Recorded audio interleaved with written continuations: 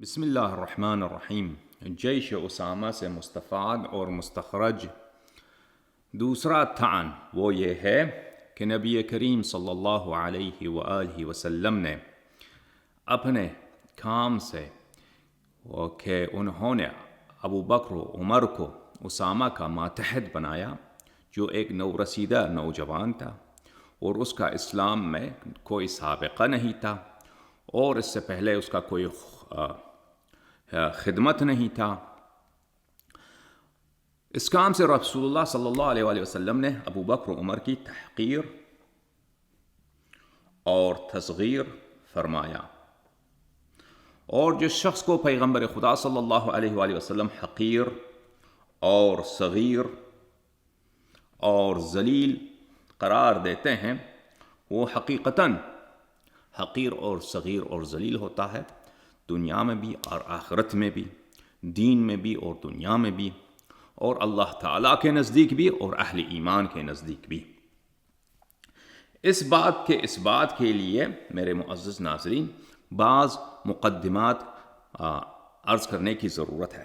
پہلا مقدمہ یہ ہے کہ قرآن مجید میں اللہ تعالیٰ نے فرمایا کہ میں مسلمانوں کو اس حال پہ نہیں چھوڑتا، مسلمانوں کو اس حال پہ نہیں چھوڑتا کہ کس حال پر؟ کہ مسلمان ایسے ہیں کہ مسلمانوں میں خالص مومن بھی رہتے ہیں، خالص مومن بھی رہتے ہیں اور منافق بھی رہتے ہیں۔ منافق وہ تو نہیں کہتا کہ میں منافق ہوں، میری دل میں اسلام سے محبت نہیں ہے، وہ تو یہ تو منہ سے وہ نہیں کہتا، زبان سے تو یہ نہیں کہتا، لیکن اس کے دل میں نفاق ہوتا ہے، اسلام سے وفاداری نہیں ہوتی، بلکہ وہ اپنے ذاتی مقاصد کے لیے اسلام کا فائدہ اٹھانا چاہتا ہے، اسلام کو ایک آلے کے طور پر دنیاوی مراتب حاصل کرنے کی وہ کوشش کرتا ہے، اسی لیے وہ بظاہر تظاہر کرتا ہے کہ میں مومن ہوں، لیکن وہ حقیقت میں مومن نہیں ہوتا۔ خالص مومن دل سے بھی وہ مومن ہوتا ہے، عمل سے بھی مومن ہوتا ہے، اور اس کا مقصد بھی اللہ کے نزدیک خلوص کے ساتھ یہی ہوتا ہے کہ وہ خدا کے راستے میں سب کچھ قربان کر جائے، لیکن منافق یہ نہیں ہوتا۔ تو مسلمانوں کی یہ حالت ہے کہ وہاں پر رسول پاک صلی اللہ علیہ وآلہ وسلم ہیں، کچھ لوگ مومن ہیں ان کے ساتھ اور کچھ لوگ منافق ہیں ان کے ساتھ۔ منافقوں نے بھی داڑھی رکھی ہوئی ہے، نماز جماعت میں حاضر ہوتے ہیں اور اسلام کا ادعا کرتے ہیں۔ یہ حال یہ اس حد تک ہے کہ قرآن مجید نے فرمایا اعوذ باللہ من الشیطان الرجیم ومن اہل المدینہ مردوا علی النفاق لا تعلمهم نحن نعلمهم۔ اہل مدینہ میں سے کچھ ایسے لوگ ہیں مردوا علی النفاق کہ انہوں نے مردوا علی النفاق کہ وہ نفاق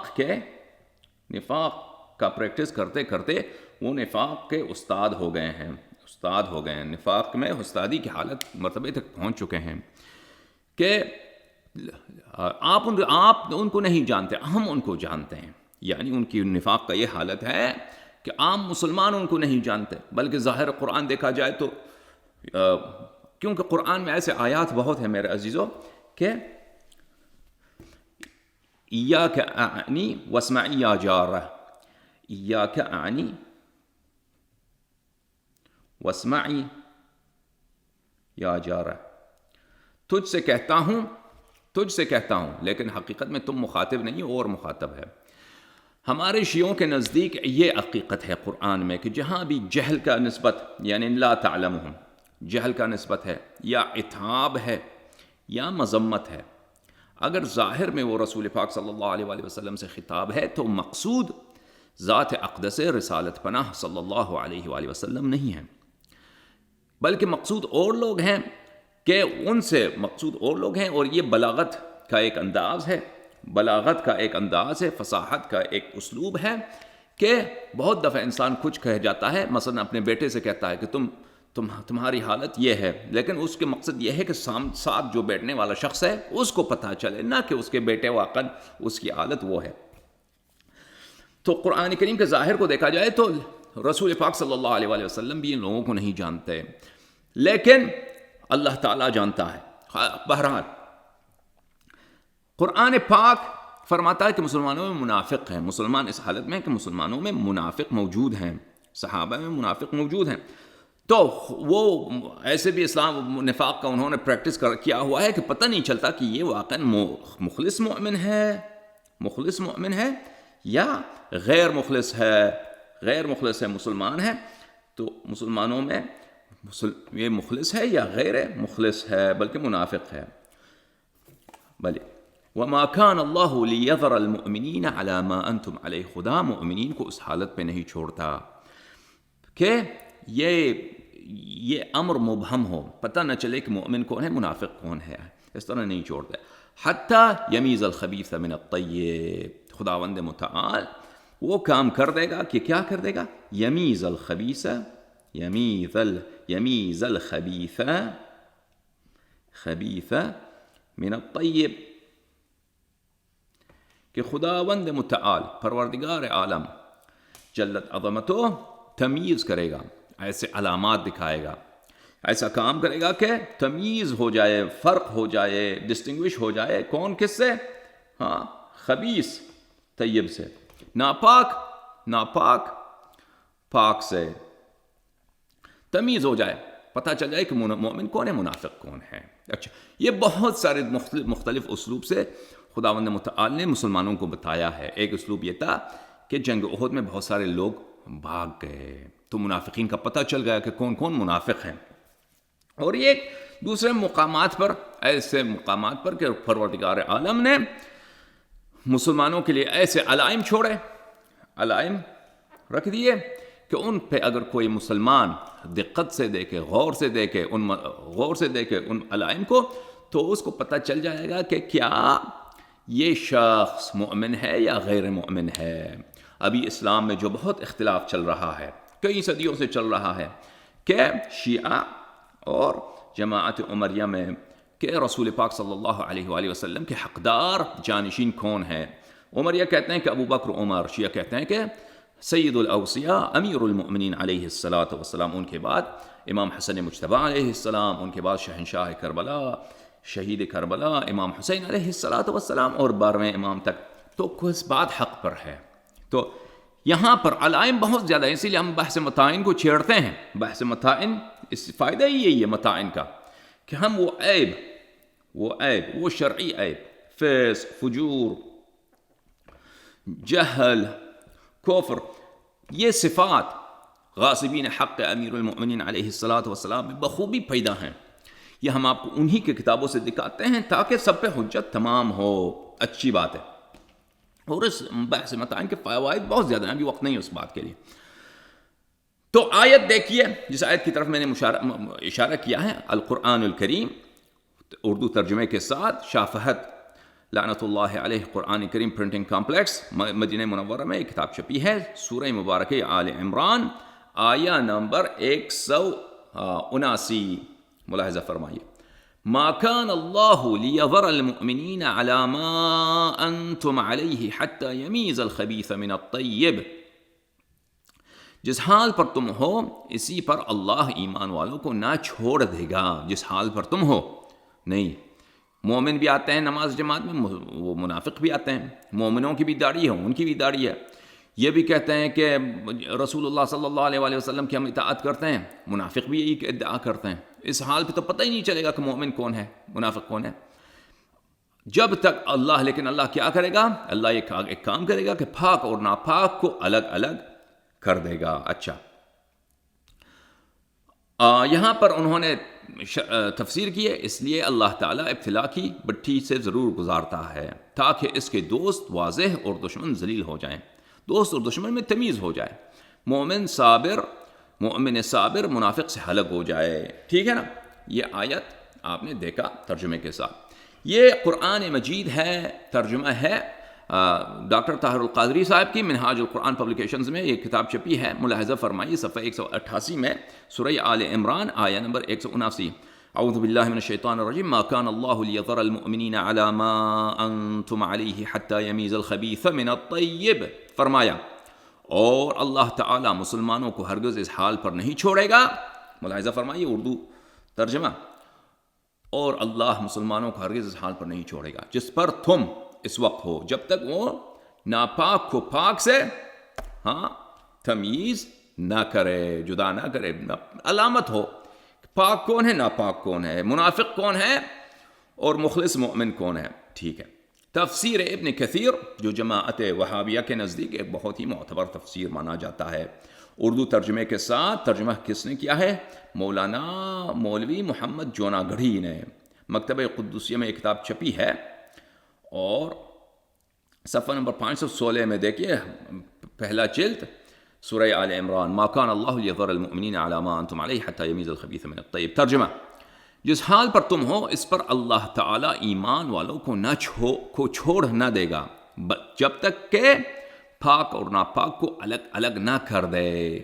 تفسیر: پھر فرمان ہے اللہ کے علم غیب کو تم نہیں جان سکتے. اللہ تو جانتا ہے باطن کو کہ منافق کون ہے اور مومن کون ہے، لیکن تمہارے لیے ہاں وہ ایسے اسباب پیدا کر دیتا ہے کہ مومن اور منافق میں صاف تمیز ہو جائے. ٹھیک ہے. مزید ملاحظہ فرمائیے، کتاب تفسیر عثمانی، تفسیر کس نے لکھا ہے؟ شبیر احمد عثمانی نے، اور ترجمہ کیا ہے محمود الحسن صاحب نے. اچھی بات ہے. چاپ دارالاشاعت، اردو بازار، کراچی. یہ ملاحظہ فرمائیے، صفحہ 350، تفسیر سورہ آل عمران. ما کان اللہ لیذر المؤمنین علی ما انتم علیہ. اللہ وہ نہیں کہ چھوڑ دے مسلمانوں کو اس حالت پر جس پر تم ہو، جب تک کہ جدا نہ کر دے ناپاک کو پاک سے. ٹھیک ہے. تفسیر میں انہوں نے یہ لکھا ہے، ملاحظہ فرمائیے، بات یہ ہے کہ اللہ تعالی مسلمانوں کو اس گول مول حالت پر چھوڑنا نہیں چاہتا جس پر اب تک رہے ہیں. یعنی بہت سے کافر از راہ نفاق کلمہ پڑھ کر دھوکہ دینے کے لیے مسلمانوں میں ملے جلے رہتے تھے. شیعوں نے بھی یہی کہا ہے نا، شیعوں نے بھی تو یہی تو کہا ہے کہ کچھ منافق وہ حقیقت باطن میں مسلمان نہیں تھے، وہ جھوٹ سے کلمہ پڑھ کے صحابہ ہونے کا ادعا کرتے تھے. ہم نے بھی یہی کہا ہے، تو ہماری کیوں تکفیر کی جا رہی ہے؟ یہ تو قرآن کی آیت ہے. دھوکہ دینے کے لیے ان میں ملے جلے رہتے تھے جن کے ظاہر حال پر منافق کا لفظ کہنا مشکل تھا. ظاہر حال ماشاء اللہ داڑھی دیکھیں، سبحان اللہ، نماز آ کے پڑھتا ہے، کہتے ہیں ہم نے ہجرت کیا ہے، ہم نے یہ کیا ہے، وہ کیا ہے. لہٰذا اس مشکل سے مسلمانوں کو نکالنے کے لیے لہٰذا ضرور ہے کہ خدا تعالیٰ ایسے واقعات و حالات بروئے کار لائے جو کھرے کو کھوٹے سے اور پاک کو ناپاک سے کھلے طور پر جدا کریں. سمجھ میں آ رہی ہے نا؟ تو بات بالکل واضح ہوئی کہ خداوند متعال کا وعدہ ہے کہ وہ اسلام میں، رسول اللہ صلی اللہ علیہ وآلہ وسلم کی سیرت طیبہ میں، صحابہ کے حالات و احوال میں ان کے کردار کو ضرور دکھائے گا. یعنی علم غیب نہیں ہے ہمیں، ہم بیچارے تو عام مسلمان ہیں، ہمیں علم غیب تو نہیں ہے، لیکن خدا علم غیب جانتا ہے. لیکن ان کے کردار کو دیکھیں تو منافق کو پتہ چل جاتا ہے کہ منافق کون ہے. اچھی بات ہے. پہلا مقدمہ آپ کو پتہ چلا. پہلے مقدمے میں ہم نے کیا کہا؟ ہم نے یہ کہا کہ خداوند متعال پاک کو ناپاک سے یعنی مومن کو منافق سے جدا کرنے کا وعدہ کیا ہے.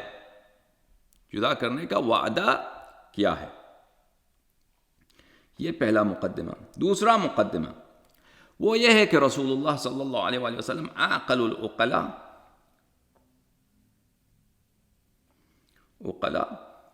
اور احکم الحکماء ہیں. احکم الحکماء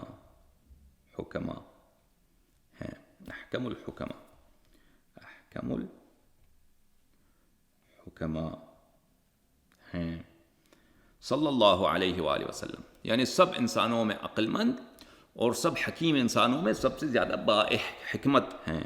یعنی کوئی بھی کام کرتے ہیں تو کام کا معنی سمجھتے ہیں، عاقبت اندیشی کرتے ہیں. اس کام کو لوگ کیسے دیکھیں گے وہ اس کو جانتے ہیں. اس کام سے عوام کے دلوں پر کیا اثر پڑتا ہے، اس سے اسلام میں فائدہ کیا ہوتا ہے، اس سے مسلمانوں کو کیا نقصان پہنچتا ہے، نہیں پہنچتا، یہ سب وہ جانتے ہیں رسول اللہ صلی اللہ علیہ وآلہ وسلم. یعنی ہر عاقل انسان ان باتوں کو سوچتا ہے، بالخصوص نبی کریم صلی اللہ علیہ وآلہ وسلم. اگر ہم مسلمان نہ بھی ہوں نا، اگر ہم مثلا فرض کریں ہم بالکل سیکولر ہوں، کرسچن جو ہسٹورین ہوں، مثلا ہم مؤرخ ہوں کرسچنوں کے، امریکنوں کے، تو پھر بھی وہ بھی اعتراف کرتے ہیں کہ رسول اللہ صلی اللہ علیہ وآلہ وسلم نہایت ہی عقل مند انسان، نہایت ہی حکیم انسان تھے۔ اب وہ نبوت کا اعتراف کریں یا نہ کریں، عقل مندی کا اعتراف ضرور کرتے ہیں۔ لیکن ہم تو مسلمان ہیں الحمدللہ، ہمارے نزدیک تو رسول اللہ صلی اللہ علیہ وآلہ وسلم سب سے کامل شخص ہیں تاریخ میں، اور اس کے علاوہ کہ وہ عقل مند ہیں اور حکیم ہیں، اور بلکہ سب سے عقل مند ہیں، سب سے زیادہ حکیم ہیں، خداوند متعال سے صبح و شام ان کو ہدایت ہوتی ہے، خداوند متعال ان کو علم دیتا ہے، خداوند متعال کے میسیجز، خداوند متعال کے پیغام ان کے لیے آتا ہے، فرشتے ان پہ نازل ہوتی ہیں۔ تو اس لیے رسول اللہ صلی اللہ علیہ وآلہ وسلم ہر لحاظ سے وہ عقل میں کامل ہیں۔ یہ کتاب ہے حلیۃ الاولیاء و طبقات الاصفیاء للحافظ ابی نعیم احمد بن عبد اللہ الاسبہانی، الجزء الرابع، طبع دار الکتب العلمیہ، سنہ 1988 میں لبنان دار الکتب العلمیہ میں یہ کتاب چھپی ہے، اور یہ کتاب ایک بہت اہم کتاب ہے حدیث کی جماعت عمریہ کے نزدیک، اور اس میں بہت ساری احادیث موجود ہیں۔ وہ حافظ ابو نعیم الاسبہانی یہ خود بہت بڑے حافظ ہیں اور محدث ہیں جماعت عمریہ کے۔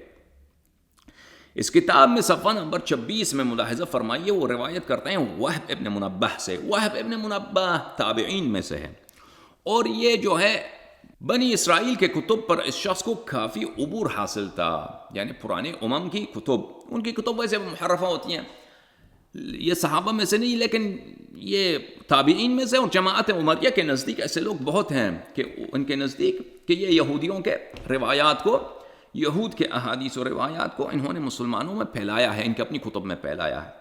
اور آپ کی خدمت میں عرض کروں کہ سب سے پہلا شخص جس نے یہود کی روایات کو اسلام میں پھیلانے کی کوشش کی وہ عمر ہے، اور کبھی اس کو ہم دکھائیں گے کہ کبھی کیسے رسول اللہ صلی اللہ علیہ وآلہ وسلم نے عمر کی مذمت کی، عمر پر عتاب فرمایا، غضب فرمایا، اور عمر کو یہاں تک کہ متحوک تک کا لقب دیا۔ متحوک بولتے ہیں احمق کو، اور یہ ان کی اپنی احادیث میں موجود ہیں، ہم انشاءاللہ تبارک و تعالی دکھائیں گے۔ سیوطی نے کتاب در منثور وغیرہ میں روایت کی ہے کہ عمر جو ہے وہ یہودیوں کی کتب کو اور ان کی محرفہ کتب کو مسلمانوں میں اس نے پھیلانے کی کوشش کی، اور کو حیا بھی نہیں تھا کہ رسول پاک صلی اللہ علیہ وآلہ وسلم کو اذیت نہ دے، بلکہ ان کے سامنے کتاب لے کے آیا کہ بھئی یہودیوں کی کتاب میں پڑھنا چاہتا ہوں، علم میں اضافہ کرنا چاہتا ہوں۔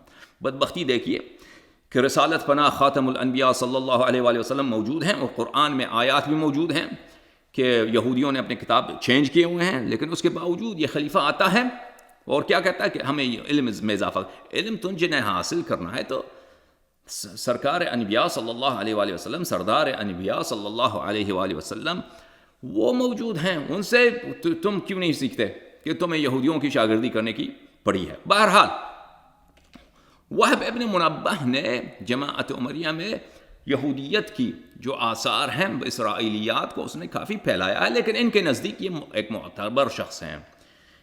بہرحال یہ ایسے جماعت عمریہ کے جو ہے کمال آرائیاں ہیں کہ یہ بنی اسرائیل کے علماء کو بلکہ انہوں نے روایت کیا ہے رسول پاک صلی اللہ علیہ وآلہ وسلم سے، جماعت عمریہ نے، حدثوا عن بنی اسرائیل، یہ بخاری میں موجود وغیرہ میں موجود ہے، عن بنی اسرائیل ولا حرج، یعنی یہود کی روایات کو تم نقل کرو، حدثوا فعل امر ہے، حدثوا بنی اسرائیل سے، یہودیوں سے تم سیکھو، ان سے نقل کرو، اور اس میں کوئی پرواہ نہیں ہے، کوئی اس میں جھجک نہیں ہے، حالانکہ خود قرآن کہتا ہے فویل للذین یکتبون الکتاب بایدیہم ثم یقولون ھذا من عند اللہ، یہ ایسے لوگ ہیں کہ یہ اپنے ہاتھوں سے یہ آیات بناتے ہیں کہ بھئی یہ خدا نے نازل کیا ہوا ہے، ان کے لیے ویل ہے، ان کے لیے آتش جہنم ہے۔ بہرحال دور مت جائیے۔ وہب ابن منبہ کہتا ہے قرأت 71 کتابہ، میں نے 71 کتابیں، 71 کتاب انبیاء امم گزشتہ کی، سابقہ امم کی میں نے پڑھی ہے۔ فوجدت فی جمیعها ان اللہ عز وجل لم يعطي جميع الناس من بدء الدنيا الى انقضائها من العقل في جنب عقل رسول الله صلى الله عليه وآلہ وسلم كحبة رمل من بين رمال جميع الدنيا۔ سمجھ میں آئی؟ کہا کہ میں نے 71 کتابیں، 71 کتاب پڑھی ہیں، 71 کتاب میں نے یہ پایا ہے کہ خداوند متعال اللہ تعالی نے جمیع الناس، تمام انسانیت کو، ابتدائی خلقت سے انتہائی خلقت تک، ابتدائی خلقت سے انتہائی خلقت تک جو عقل دی ہے وہ رسول اللہ صلی اللہ علیہ وآلہ وسلم کے عقل کے مقابلے میں کیا ہے؟ ایک دانہ ہے. کس کا؟ ریت کا. دانہ ہے ریت کا. من بین رمال جمیع الدنیا. اور دنیا کے تمام جتنے ریت ہیں نا، ان ریتوں کا آپ مقایسہ کریں، کمپیئر کریں، قیاس کریں، مقابلہ کریں ایک دانہ ریت کا. ایک دانہ ریت کا. تو ایک دانہ ریت کیا ہے؟ یہ ایک دانہ سب انسانوں میں تقسیم کیا ہے، اور بقیہ جتنے صحرا ہیں ان کے ریت کے دانے اسی قیاس سے، اسی نسبت سے عقل رسول اللہ صلی اللہ علیہ وآلہ وسلم کو دیا ہے. اچھا، یہ کہتا ہے کہ یہ گزشتہ بنی اسرائیل کے کتب میں نے پایا ہے وَأَنَّ مُحَمَّدًا صلی اللہ علیہ وآلہ رسول اللہ صلی اللہ علیہ وآلہ وسلم. یہ لوگ ایسے بھی دیکھیں رسول اللہ صلی اللہ علیہ وآلہ وسلم کا القاب لانا چاہیے. رسول اللہ صلی اللہ علیہ وآلہ وسلم ارجح الناس عقلا وافضلهم رأیا. رسول اللہ صلی اللہ علیہ وآلہ وسلم سب لوگوں سے زیادہ عقل مند اور سب سے زیادہ لوگوں میں ان کی فکر، رائے یعنی فکر، ان کی فکر سب لوگوں سے زیادہ تیز اور سب لوگوں سے بہتر اور راجح اور قوی ہے. اچھا، یہ آپ نے دیکھا. یہ کتاب ہے حدائق الانوار و مطالع الاسرار فی سیرت النبی المختار صلی اللہ علیہ وآلہ وسلم. تعلیف ہے محمد ابن عمر الحضرمی الشافعی، جو سنہ 930 میں وفات پا گئے ہیں. طبع دار المنہاج یہ کتاب ہے جو سیرہ نبی صلی اللہ علیہ وآلہ وسلم میں لکھا گیا ہے. یہ فرماتے ہیں عقل نبی صلی اللہ علیہ وآلہ وسلم کے متعلق. یہ کتاب سنہ 2015 میں دار المنہاج جو اسکندریہ مصر میں، معاف کیجیے جدہ سعودی عرب میں چھپی ہے، صفحہ 430 میں فی وفور عقلہ صلی اللہ علیہ وآلہ وسلم. رسول اللہ صلی اللہ علیہ وآلہ وسلم کے عقل کے وافر ہونے میں، عقل وفور، عقل کے بے نہایت ہونے میں. وَأَمَّا وُفُورِ عَقْلِهِ وَذَكَاءِ لُبِّهِ فَمَنْ تَأَمَّلَ حُسْنَ تَدْبِيرِهِ. کہ رسول اللہ صلی اللہ علیہ وآلہ وسلم کیوں سب سے زیادہ عقل مند ہیں؟ کیوں فرماتے ہیں جو شخص تأمل کرے، فکر کرے کہ رسول پاک صلی اللہ علیہ وآلہ وسلم جس طرح لوگوں کی وہ قیادت کرتے تھے، حسن تدبیرہی، جس خوبی کے ساتھ وہ لوگوں کی قیادت فرماتے تھے، لوگوں کو وہ ایڈمنسٹر کرتے تھے، لِأُمُورِ بَوَاطِنِ الْخَلْقِ وَضَوَاهِرِهِمْ، لوگوں کے ظاہر اور ان کے باطن کا. وَسِيَاسَتِهِ لِلْخَاصَّةِ وَالْعَامَّةِ. سیاست کس کو بولتے ہیں عزیزو؟ سیاست بولتے ہیں لوگوں کو لیڈ کرنا، لوگوں کو قیادت کرنا، لوگوں کی رہنمائی کرنا. اور وہ کس طرح لوگوں کو رہنمائی کرتے تھے، خاصہ کو بھی اور عامہ کو بھی. خاصہ یعنی اشراف، آپ کے جو اشراف تھے، مثلا سردار تھے، تجار تھے، جو بڑے لوگ تھے. عامہ جو ہیں عام لوگ. اگر یہ دیکھے کہ اس کے علاوہ انہوں نے جو علم لایا ہے، شریعت لایا ہے، اور خداوند متعال نے ملکوت سماوات سے جو ان کو علم دی ہے، قدرت دی ہے، آیات دی ہیں، تو جب یہ سب کو انسان فکر کرے تو پتہ چل جاتا ہے کہ رسول اللہ صلی اللہ علیہ وآلہ وسلم فإنه يقتضي العجب ويذهب به الفکر.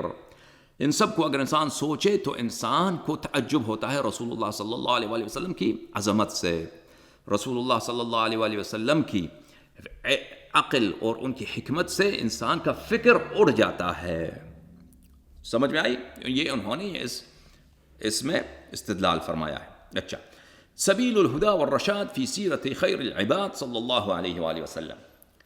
تعلیف ہے محمد ابن یوسف الصالحی الشامی کی. یہ بھی ایک اہم کتاب ہے سیرہ نبی صلی اللہ علیہ وآلہ وسلم میں. سنہ 942 میں ان کا وفات ہوا ہے، اور یہ کتاب قاہرہ میں سنہ 1997 میں یہ کتاب چھپی ہے. اچھا، ملاحظہ فرمائیے کہ فی وفور عقلہ، رسول اللہ صلی اللہ علیہ وآلہ وسلم کے عقل مبارک بے نہایت تھا. اچھا، قاضی عیاض اليحصبی، جو مسلم کا بھی انہوں نے شرح لکھا ہے، شرح ان کا شفا بھی ہے سیرہ نبی صلی اللہ علیہ وآلہ وسلم میں، اور کافی بہت بلند مرتبے کے محقق ہے جماعت عمریہ کے. ومن تأمل تدبیرہ صلی اللہ علیہ وآلہ وسلم امر بواطن الخلق وظواہرہم وسیاست الخاصة والعامة بل لم يمتر فی رجحان عقلہ. جو شخص تأمل کرے، پانڈر کرے، کانٹمپلیٹ کرے، یعنی سوچے کس بات پر کہ رسول پاک صلی اللہ علیہ وآلہ وسلم نے کس طرح عوام کی قیادت فرمائی، کس طرح لوگوں کو ظاہر اور ان کے باطن کو سمجھا انہوں نے، اور ان کے ظاہر و باطن کو سمجھ کر لوگوں کی انہوں نے قیادت فرمائی. اور کس طرح انہوں نے سیاست فرمایا یعنی وہی میں نے کہا ہے، لوگوں کی رہنمائی کرنا، لوگوں کو ایڈمنسٹر کرنا، خاصہ و عامہ، خواص کو، عوام کو، سب کو. اگر اس طرح انسان تدبیر کرے اور سوچے اور اس مسئلے پر تعمل کرے، تعمق کرے، تو اس کو شک نہیں ہوگا کہ رسول اللہ صلی اللہ علیہ وآلہ وسلم اعقل الناس ہیں، سب لوگوں سے زیادہ عقل مند ہیں. اچھا، پھر انہوں نے اگلے صفحے میں لکھا ہے وَمَن تَأَمَّلَ حُسْنَ تَدْبِيرِهِ لِلْعَرَبِ، رسول اللہ صلی اللہ علیہ وآلہ وسلم کا حسن تدبیر، حسن قیادت، کہ عرب کو انہوں نے کیسے ان کا ادارہ کیا، ان کو ایڈمنسٹر کیا، ان کو آگے بڑھایا. الذین کالوحش الشارد، عرب کیسے تھے؟ عرب لوگ تو وحشی تھے، وہ بالکل جنگلی تھے، جنگل میں تو نہیں تھے، بہرحال صحرا میں تھے، وہ بالکل وحشی صحرائی لوگ تھے. والطبع المتنافر البارد، ان کی طبیعت ایسی تھی کہ ایک دوسروں سے دشمنی، ایک دوسروں کا خون بہانا. کیف ساسہم، رسول اللہ صلی اللہ علیہ وآلہ وسلم نے کیسے ان کی قیادت فرمائی. واحتمل جفاہم، کیسے رسول اللہ صلی اللہ علیہ وآلہ وسلم نے ان کی سختیوں کو، ان کی جفا کو اور ان کے اذیت و آزار کو رسول اللہ صلی اللہ علیہ وآلہ وسلم نے تحمل فرمایا، ان کی اذیت پہ صبر فرمایا.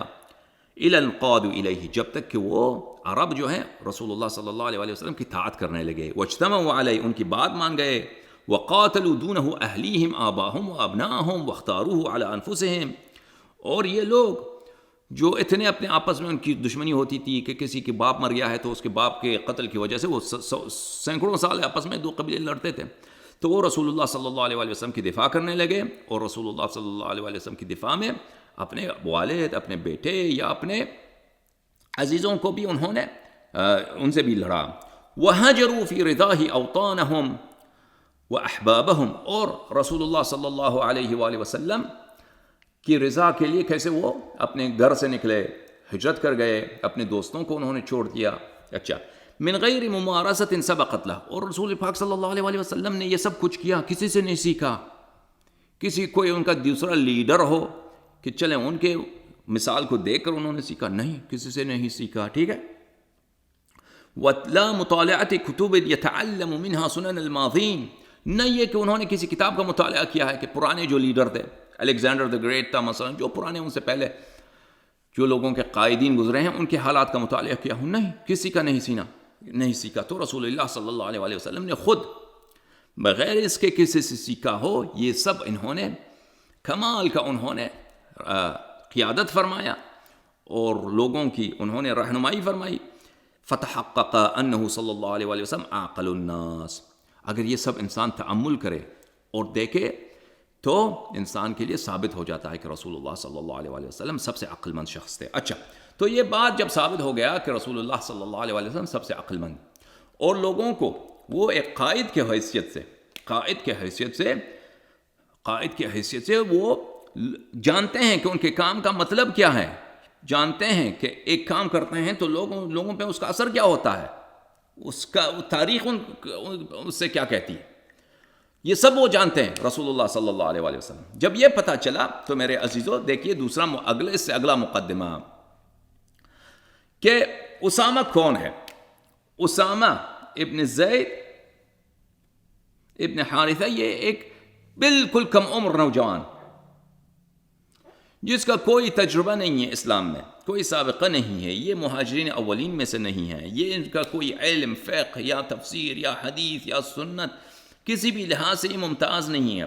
اس کا قبیلوی لحاظ سے یہ غلام زادہ ہے، جیسے میں نے عرض کیا ہے، یہ کسی بھی لحاظ سے اس کو کوئی ڈسٹنگوشڈ پوزیشن نہیں ہے، بلکہ ہر لحاظ سے یہ دوسروں سے کم ہے اگر ظاہری لحاظ سے دیکھا جائے ظاہر. تو اس کو رسول اللہ صلی اللہ علیہ وآلہ وسلم کیا بناتے ہیں؟ رہنما بناتے ہیں، امیر بناتے ہیں اس لشکر کا، تو دیکھا جائے اس کے حالات کیسے ہیں، ملاحظہ فرمائیے.